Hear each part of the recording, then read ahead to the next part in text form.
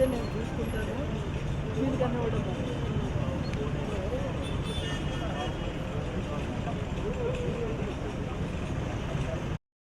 నందిగామలో దారుణం చోటు చేసుకుంది. వివాహిత లక్ష్మీ ప్రియాంక ఆత్మహత్యానికి పాల్పడింది. అయితే నిన్న రాత్రి విజయవాడ తీసుకొచ్చిన నేపథ్యంలో ఆమె చనిపోయిందని నిర్ధారణ చేశారు ఇక్కడ డాక్టర్స్ అండ్ పోలీస్ డిపార్ట్మెంట్. అంటే నందిగామ స్టేషన్లో కూడా దీనిపై కేసు నమోదు చేశారు. అసలు దేనికి ఆమె సూసైడ్ చేసుకుంది ఏంటి, ఆమె కుటుంబ సభ్యుల్ని అడిగి తెలుసుకుందాము. మా చెప్పండి సార్, ఏంటి ఏమైంది అసలు? ఆమె 22లో పెళ్లి చేసామమ్మ ఆవిడకి. 22 కాడి నుంచి ఒక 6 నెలలు బాగానే ఉన్నారు. అక్కడి నుంచి ఆస్తి తీసుకురమ్మని అతను ఫోర్స్ చేస్తున్నారమ్మా. మనకి తెలవలేదు, వీళ్ళు తీసుకురా మీకు వరకట్నం తీసుకురావాలని ఆవిడని మెల్లమెల్లంగా టార్చర్ చెప్పిన. ఆవిడ తట్టుకుని ఆఖరికి ఒకసారి మాకు చెప్పిందమ్మా, ఇలాగని నేను అతనికి వరకట్నం తేవాలి, ఆస్తి తీసుకురావాలి, నా ఉన్న ఆస్తిలో నేను ఎక్స్ సర్వీస్ మ్యాన్ అమ్మా.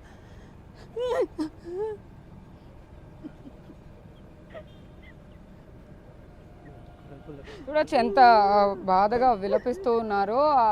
ఆమె తల్లిదండ్రులు అయితే కనుక ఇక్కడే ఉన్నారు, సిస్టర్ కూడా ఇక్కడే ఉన్నారు. ఏదైతే పెళ్లి చేసిన 2 సంవత్సరాలకే బిడ్డ చనిపోయింది అంటే ఖచ్చితంగా నేను ఉన్న దాంట్లోనే అతను నా ఆస్తిలో సగం ఇవ్వాలని, అతనికి అపార్ట్మెంట్ కొనాలని అత్త, వాళ్ళ మామ, భర్త ముగ్గురు మెల్లమెల్లంగా ఆవిడని టార్చర్ మొదలు పెడుతున్నారమ్మా. ఆఖరికి చనిపోయే ముందు 2 రోజుల నుంచి ఆవిడకి ఫోన్ ఇవ్వకోకుండా వాళ్ళ అమ్మతోటి మాట్లాడినివ్వకోకుండా ఇబ్బంది పెట్టేసి ఆఖరికి ఫోన్ చేసిందండి మీకు చనిపోయే ముందు 2 రోజులు? వాళ్ళు ఫోన్ తీసుకోకుండా వాళ్ళు హ్యాండ్ ఓవర్లో పెట్టుకుని తల్లి, కొడుకు, వాళ్ళ భర్త, వాళ్ళ నాన్నగారు వీళ్ళు ముగ్గురు కలిపి అసలు ఫోన్ ఇవ్వకుండా తల్లితో మాట్లాడినా బతికేదమ్మా. ఆఖరికి ఎంత నీచంగా అంటే ప్యాడ్స్ కొనుక్కుంటాను కూడా మీ నాన్న అడిగి ప్యాడ్స్ కొనవలేదు, నా దగ్గర డబ్బులు లేవు, నీ డబ్బులుంటే కొనుక్కోమని చెప్పాడు. మా పిల్ల నీ దగ్గర డబ్బులుంటే కొనుక్కు తెచ్చుకుని పెట్టుకుంది. ఆ రోజుకి 3వ రోజు నా కూతురికి 3వ రోజు అలా అయింది. నా కూతురు బాధలు డబ్బు అని పీల్చుకున్నాడు. ఎంత డబ్బు ఇచ్చినా చాలేదు, నా బిడ్డ నా కాకుండా. కట్నం పెళ్లి చేసేటప్పుడు ఎంత ఇచ్చారండి? బాగానే దగ్గర 1 కోటి రూపాయలు భూమి ఇచ్చానమ్మా, ఒక 3 లక్షలు క్యాష్ ఇచ్చాను, 15 కాసులు బంగారం పెట్టా. ఒక 6 నెలల వరకు ఇదిగోన్నాడు. మెల్లంగా మొదలు పెట్టాడమ్మా. ఇంకా ఆయన్ని ఇది తీసుకురా, మీ ఇంటికాడ నుంచి తీసుకురా, మీ నాన్న ఆస్తిలో సగం తీసుకురా, అలాగని ఇది పెట్టారమ్మా. పెట్టిన తర్వాత ఆఖరికి చనిపోయే ముందు కూడానే టార్చర్ పెట్టేసి ఆవిడ చనిపోయే ముందు కూడానే వాళ్ళ బాబాయ్తో చెప్పి ఇలాగ ఏడ్చిందమ్మా, నన్ను ఇలాగా మాట్లాడినిచ్చిన ఇలా జరిగేది కాదమ్మా, ఒక్కసారి మీ ఫోటో చూస్తే మీకు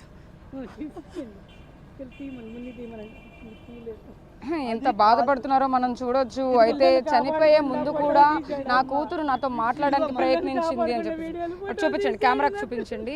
చూడొచ్చు అతను ఎవరు తీశారండి ఇది? భర్త ముందు ఆమె సూసైడ్ చేసుకోవడానికి నిప్పంటించుకున్నప్పుడు కూడా ఆపే ప్రయత్నం కూడా చేయలేదు. ఎంత ఘాతుకానికి పాల్పడ్డారో ఇక్కడ మనకి క్లియర్ కట్గా అర్థం అవుతా ఉంది.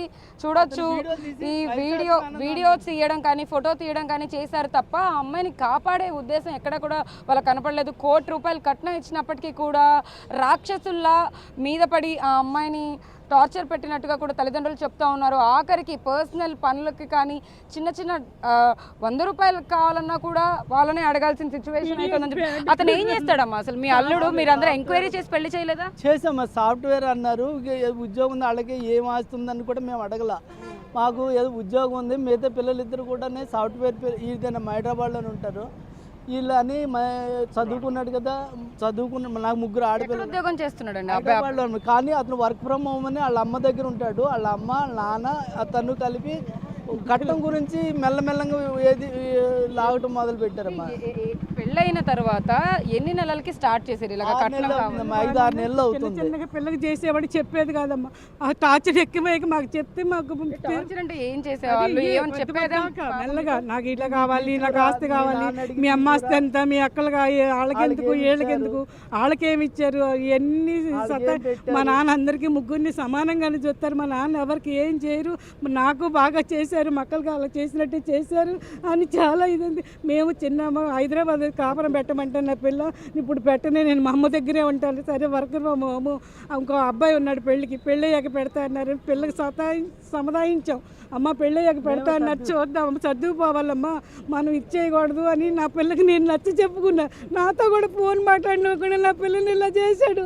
ఫోన్ మాట్లాడితే బతికేదాన్ని అక్క, ఇలా చేసుకునేదాన్ని కాదక్క. నా పిల్ల ఏడ్చింది, నా పిల్ల మా కాకుండా చేశాడు.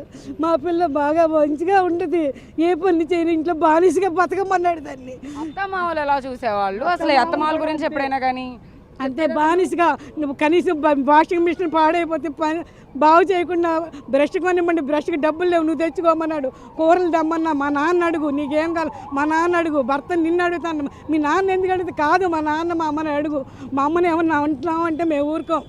ఎంత పని ఇంట్లో నా పిల్ల బంగారంలాగా పెరిగి మేమేం పనులు చేయించలా, పనులు వచ్చు నేర్పించాం. అయినా నా పిల్ల చేసింది, అంట్లు కానించి, ఇల్లు కానించి, బట్టలు కానించి, ఇల్లు దులుపుతం కానించి అన్నీ చేసింది. మేము కూడా అమ్మ చదువుకోవాలమ్మా, కొంచెం అబ్బాయి భర్త మాత్రం బాగా ఇది బానిసలాగా బతకాలి నా దగ్గర, నేనేం చెప్తే చెయ్యాలని బాగా హింసించాడమ్మా. మా అమ్మ చెప్పిన మాట నువ్వు వినాలి, మా అమ్మ చెప్తే చెయ్యాలి, నువ్వు బానిసలాగానే ఉండాలి మా ఇంట్లో అని చెప్పాడమ్మా. ఏం చెయ్యవమ్మా? ఎంతలా ఏడుస్తున్నారో మనం కల్లారా చూస్తూ ఉన్నాము. ముగ్గురు పిల్లలని చెప్తూ ఉన్నారు. వీళ్ళకి ఫస్ట్ తన సిస్టర్ కూడా ఇక్కడే ఉన్నారు మనతో. మీతో మాట్లాడడానికి ప్రయత్నించారా లక్ష్మీ ప్రియాంక ఎప్పుడైనా కానీ ఇలా ఇబ్బంది పెడుతున్నప్పుడు? చెప్పారండి. ఒక 6 months నుంచి తను చెప్తుంది, తిని ఇట్లా చేస్తున్నాడు, నన్ను బ్యాక్ సైడ్ బాగా ఇసుకిస్తున్నాడు అని. కాకపోతే పెద్దలతో మాట్లాడి చెప్దాం అన్నట్టు అందరితో మీటింగ్ పెట్టించి చెప్పించాము. తీసుకెళ్ళాడు 1 month బ్యాక్. కానీ ఇంతలాగా టార్చర్ పెడతాడని తర్వాత అనుకోలేదు. ప్రియాంక ఏం చదువుకుంది అని, తను ఏమైనా జాబ్ చేస్తుందా? లేదండి, తను జాబ్ చేయలేదు, తను డిగ్రీ డిస్కంటిన్యూ చేసింది. తనకి అదే మెయిన్ ప్రాబ్లం. సో మీ అక్క వర్క్ చేస్తుంది, నువ్వు చేయట్లేదు, సో మీ నాన్న ఆస్తిలో నీకు ఏమీ రావట్లేదు అని నాకు ఎక్కువ పార్ట్ ఇది ఆస్తి ఎక్కువ కావాలి, మీ అక్క కానీ తక్కువ ఇవ్వాలి, నీకు ఎక్కువ ఇవ్వాలి అన్నది మెయిన్ పాయింట్తో తను వెనకాల బిచ్చింగ్ చేస్తున్నాడని మాత్రం చెప్పింది చాలాసార్లు. కానీ తను పట్టించుకోవద్దు, మళ్ళీ మమ్మీ డాడీ చూసుకుంటారన్న ఇది చెప్పి తను సముదాయించాం. కానీ ఇంట్లో చేస్తాడని నెవర్ ఎక్స్పెక్టెడ్ అండి, అస్సలు ఎక్స్పెక్ట్ చేయలేదు. అండ్ నేను ఆ పిల్లని అలాగా ఒక్కదాన్ని వెళ్ళిపోవడం కూడా నేను చూడలేదు, తట్టుకోలేకపోతున్నాను. వెళ్ళే ముందు కూడా చెప్పింది, అక్క నేను చచ్చిపోదా అనుకోలేదు, ఫోన్ ఇచ్చి ఉంటే చచ్చిపోయేదాన్ని కాదు, అసలు అలా చేసుకుని బయటపడుతున్నా. ఫోన్ ఏం లేదండి అంటే, ఫోన్ ఉన్నా కూడా లాగేసుకున్నారా? ఎప్పుడు స్పీకర్లోనే, పెళ్ళైన కానీ స్పీకర్లోనే మాట్లాడాలి, నువ్వు విడిగా మాట్లాడడానికి లేదు. ఎవరితో మాట్లాడినా అనుమానించడం, బాయ్స్ ఎందుకు మాట్లాడుతున్నావు,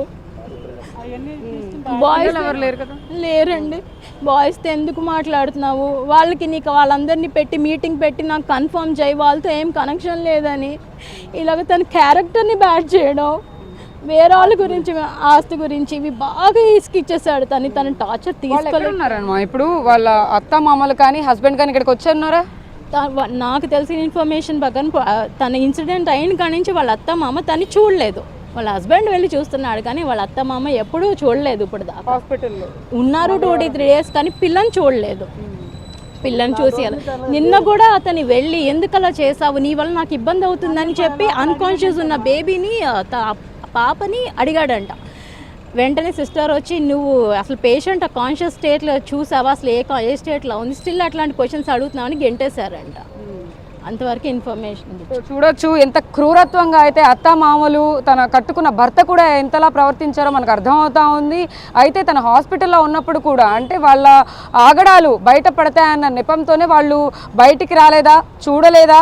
లక్ష్మీ ప్రియాంక చనిపోవడానికి కారణం ఖచ్చితంగా తన భర్త ఎదురుగా ఉన్నప్పుడు కూడా మంట వెలిగించుకుంటున్నప్పుడు కూడా చూసి ఫోటో తీసాడే తప్ప ఎక్కడా కూడా తనని కాపాడే ప్రయత్నం చేయలేదంటే తను నిజంగా ఎంతలా టార్చర్ చేశారో అర్థం చేసుకోవచ్చు. కుటుంబ సభ్యులైతే కనుక ఖచ్చితంగా ఎంతో శోక సంద్రంలో మునిగి తేలుతున్నారని మనకు అర్థం అవుతా ఉంది. దీని మీద నందిగామలో అయితే కనుక కేసు నమోదు చేసినట్టుగా వాళ్ళ కుటుంబ సభ్యులు కూడా చెప్తూ ఉన్నారు. దీనిపై మరింత దర్యాప్తు చేసి అయితే కనుక అత్తామామల మీద అటు భర్త మీద కూడా ఎలాంటి యాక్షన్ తీసుకోబోతున్నారో వేచి చూడాల్సింది. ఇనీషియల్గా ఈ నెల 5th 498 306 ఐపీసీ అంటే బిఎన్ఎస్ అయితే రీసెంట్గా 85 and 108 BNS November 5th case నమోదు చేశాము. బెటర్ ట్రీట్మెంట్ కోసం విజయవాడ స్వర హాస్పిటల్లో ఆమె ట్రీట్మెంట్ తీసుకుంటుంది. అయితే ఈరోజు ఎర్లీ అవర్స్లో డెత్ జరగడం జరిగింది. Basing on the information and statement case alter చేస్తున్నామండి. మరి ఇది 7 years లోపు డెత్ కాబట్టి రెవెన్యూ వాళ్ళకు కూడా ఇన్వాల్వ్ చేసి పంచనామా వాళ్ళతోనే చేయిస్తున్నాము. ఇప్పుడు వీళ్ళు ఇంక్వెస్ట్లో పంచనామాలో వీళ్ళు ఏది చెప్తారో ఆ కండిషన్ బట్టి మేము యాక్షన్ తీసుకుంటాం. వాళ్ళ అత్తామామలు ఏమంటున్నారండి? ప్రధానంగా ఇందులో ఎవరి మీద కేసు నమోదైంది? ఇనీషియల్గా అయితే మాత్రం భర్త అత్త మామ మీద కేసు నమోదు చేశారు. సో మ్యాక్సిమం ఇప్పుడు కూడా అదే చెప్తున్నారు కాబట్టి రెవెన్యూ వాళ్ళు తహసీల్దార్ గారు వీళ్ళు స్టేట్మెంట్ రికార్డ్ చేసి మాకు హ్యాండ్ ఓవర్ చేస్తారు. దాన్ని బట్టి మేము కేసు ఫైల్ చేస్తాం. ఇంతవరకు ఏం లేదు. ఏమంటున్నారు? వాళ్ళని అడిగారు, ఎంక్వైరీ ఏమైనా చేశారా? ఏం జరిగింది? ఇంకా ఇందులో ఎంక్వైరీ ఉంటుంది. ఇప్పుడు వీళ్ళు చెప్పిన దాన్ని బట్టి ఆటోమేటిక్గా ప్రైమరీ ఫేసి ఫిక్స్ అప్ అవుతుంది. దాన్ని బట్టి ఈ సెక్షన్ ఆల్టర్ అయితే 304B అవుతుందని చెప్తున్నారు. దాన్ని బట్టి ఏసీబీ ఇన్వెస్టిగేషన్ చేస్తారు. దాన్ని బట్టి యాజ్ ఎర్లీ యాజ్ పాసిబుల్ కూడా రెస్పాండెంట్ మేము అరెస్ట్ చేస్తాం. వివాహిత తల్లిదండ్రులు వరకట్న వేధింపుల వల్లే తన కూతురు చనిపోయిందని చెప్తున్నారు. వరకట్న వేధింపులు అది ఎంక్వైరీ అది విట్నెస్ని ఎగ్జామిన్ చేయాలండి. ఇంకా విట్నెస్ని ఎగ్జామిన్ చేసి దాన్ని బట్టి మేము రిమైండ్ చేస్తాం.